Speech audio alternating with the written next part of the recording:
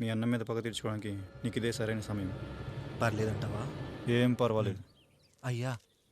ఎరా రంగా, ఏం కావాలో అడగరా. నీకంటూ ఏమి ఇవ్వలేదు, నువ్వు ఏమి అడగలేదు. చెప్పరా. మా అన్నకు నాకు పడట్లేదయ్యా. తోడ పుట్టినవాడని చాలా సహించాను. అడ్డమైన దానాలు చేసి ఆస్తి మొత్తం పోగొట్టాడు. ఇప్పుడేం కావాలరా? కొద్దిగా ఈ కత్తి తీసుకొని వాడిని చంపి పెట్టండి అయ్యా.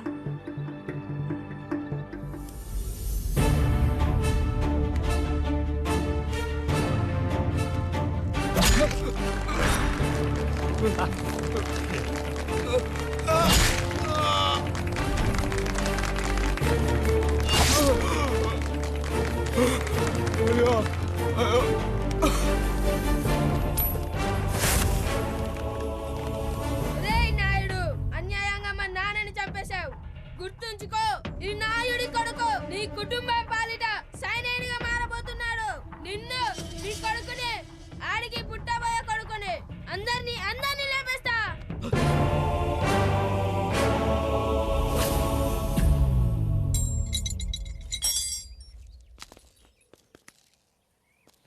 ఏం జరిగింది? మీరు హత్య చేసినట్టు ఇప్పుడే సమాచారం అందింది. తగిన సాక్ష్యాధారాలు పరిశీలించిన పిమ్మట మీకు యావజ్జీవ కారాగార శిక్ష, 2000 రూపాయల జరిమానా విధిస్తూ అరెస్ట్ చేస్తున్నాను. అయ్యగారు నా కోసం చేసిన త్యాగాన్ని హత్య అంటుందా మీ చట్టం? ఇదెక్కడ న్యాయం? మనిషికి ఇచ్చిన మాట నిలబెట్టుకుంటే అరెస్ట్ చేస్తారా? ఏ దేశంలో ఉంది చట్టం? నన్ను ఏం చేయమంటారు రాయుడు గారు? 9వ తరగతి చదివి ఊర్లో గాలికి తిరుగుతున్నా నన్ను మీ మనిషి ఒకడు పోలీస్ స్టేషన్లో ఉండాలని నన్ను ఎస్ఐ చేశారు. సాటి మనిషిని స్వేచ్ఛగా హత్య చేసుకోలేని దౌర్భాగ్య స్థితిలో బతుకుతున్నాం మనం. మీరు చేసిన ఈ గొప్ప పనిని అర్థం చేసుకునే సంస్కారం, విజ్ఞత, విజ్ఞానం మాకు లేవు సార్, మాకు లేవు.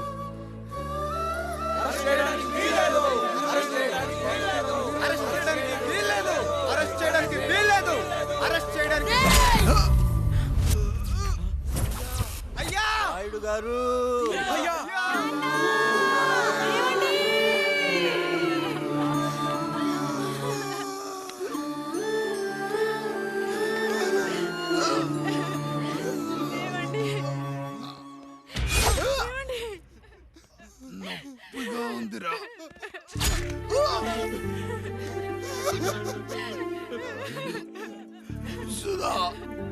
నేను లేకుండా ఎలా ఉండగలను? పర్వాలేదండి, బిడ్డలతో నేను ఉండిపోతాను. అయ్యో, ఈ పాడు సమాజం నిన్ను మనశ్శాంతిగా బతకనివ్వదు. ఇంతమంది పిల్లల్ని చూసుకుంటూ భర్త లేకుండా ఎలా బతకగలం?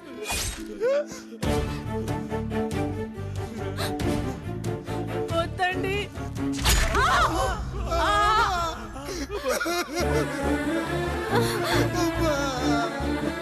రాయుడు, బిడ్డలు జాగ్రత్త.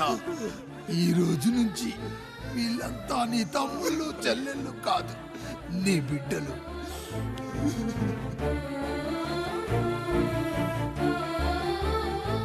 ఎక్కడికి వెళ్ళనరా. నీ కష్టం వస్తే ఒక్కసారి నాన్న అని పిలవరా. ఆ సమాధిలోంచి అయినా లేచొస్తా.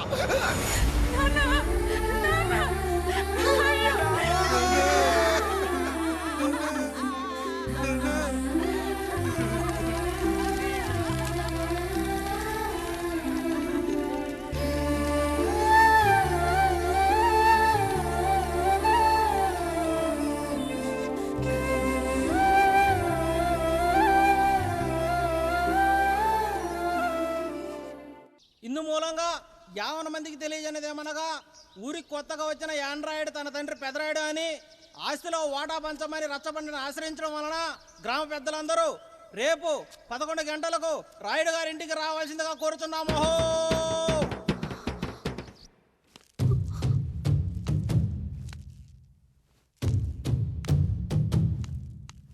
ఎందుకొచ్చారు? తన తాత పాపారాయుడు గారు ఆస్తి తనకు కూడా కావాలంటూ పంచాయతీలో ఫిర్యాదు చేశాడయ్యా.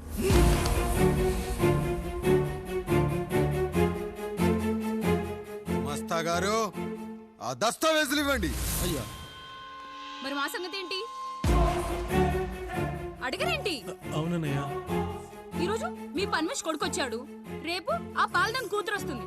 ఇలా వచ్చినోళ్ళంతా మీ సంతానమే అని తెలిసాక అదిగో ఆ కాముడు చెప్పినట్టు మా ఆయన వాటా కిందో బాత్రూము, నాకో సబ్బు బిల్ల, నా పుట్టబోయే బిడ్డకో బొట్టు బిల్ల, ఇదే మిగులుతుంది. అయినా ఊరి జనాభా కన్నా అన్నయ్య పిల్లల సంఖ్య ఎక్కువైపోతుంది. వాళ్ళందరూ ఇంటి మీదకి వచ్చే లోపు మా ఆస్తి మాకు ఇచ్చేస్తే మా బతుకులు మేము బతికేస్తాంగా. అవునన్నయ్య, మా ఆస్తి మాకు కావాలంతే. ఎవరిని పట్టుకుని ఏం మాట్లాడుతున్నారయ్యా? ఇలా ఉన్నప్పటి నుంచి ఆయన మిమ్మల్ని సాగుతూ ఉన్నారు. ఈరోజు పెరిగి పండయ్యాక మా దారి మేము చూసుకుంటా అనడం న్యాయం కాదయ్యా, న్యాయం కాదు. ఏ ఆయన నీకో కొడుకునిచ్చాడా? వాడి పేరేంటి? ఐఫోనా? ఎరా, ఆస్తి కావాలా? 4 బ్రష్లతో తోముకుంటే ఎక్కడ విడిపోతామో అని నా బ్రష్ టూత్ పేస్ట్ నీకు త్యాగం చేసినప్పుడు అప్పుడు అడగాల్సిందిరా అన్నయ్య ఆస్తి కావాలి అని. ఎరా, నేను వాడిపారేసిన లంగోటాలు మార్చి మార్చి చొక్కాలు చేతిగుడ్డలుగా వాడారే, అప్పుడు అడగాల్సిందిరా అన్నయ్య ఆస్తి పంచు అని. రేయ్, నువ్వు 6 నెలల పసికందుగా ఉన్నప్పుడు పాల కోసం ఏడుస్తుంటే నిన్ను తీసుకెళ్లి పశువుల దొడ్లో కట్టేశానే, అప్పుడు అడగాల్సిందిరా అన్నయ్య నాకు ఆస్తి కావాలి అని. రేయ్, మా తండ్రి గారు పాపారాయుడు పోలికలు నాకు, నా పోలికలు ఆండ్రాయిడ్కి. అసలు మా కుటుంబంలో ఏ పోలికలు లేని మీకు ఎందుకు ఇవ్వాలరా ఆస్తి? ఆస్తి లేదు, గీస్తి లేదు. Get out, get out, get out, get out, get out, get out అని నేను అనొచ్చు, కానీ అనగలనట్రా? అనలేను. ఎందుకంటే మీరంతా నా తమ్ముళ్ళు, నా చెల్లెళ్ళు. రక్తం తాగిన దోమ కూడా వెళ్ళేటప్పుడు కృతజ్ఞతగా ఏ మలేరియానో టైఫాయిడో వదిలి వెళ్తుంది. కానీ రక్తం పంచుకొని పుట్టిన మీరు ఈ అన్నయ్య కోసం ఆస్తి కూడా వదల్లేకపోతున్నారు కదరా. గుమస్తా గారు, నా యావదాస్తి నా తమ్ముళ్లకు, చెల్లెళ్లకు వాళ్ళ పేర్ల మీద రాయండి. నాకు చిల్లి గవ్వ కూడా అక్కర్లేదు. ఇక ఈ ఇంటికి నాకు ఎటువంటి సంబంధం లేదు. లక్ష్మి, సావిత్రి, మీ చీరలు విప్పేయండి. ఇక్కడికి వచ్చేటప్పుడు ఏ చీరలు కట్టుకున్నారో వెళ్ళేటప్పుడు కూడా అదే చీరలు కట్టుకోండి. వెళ్ళిపోదాం. దస్తావేజులు తీసుకురండి.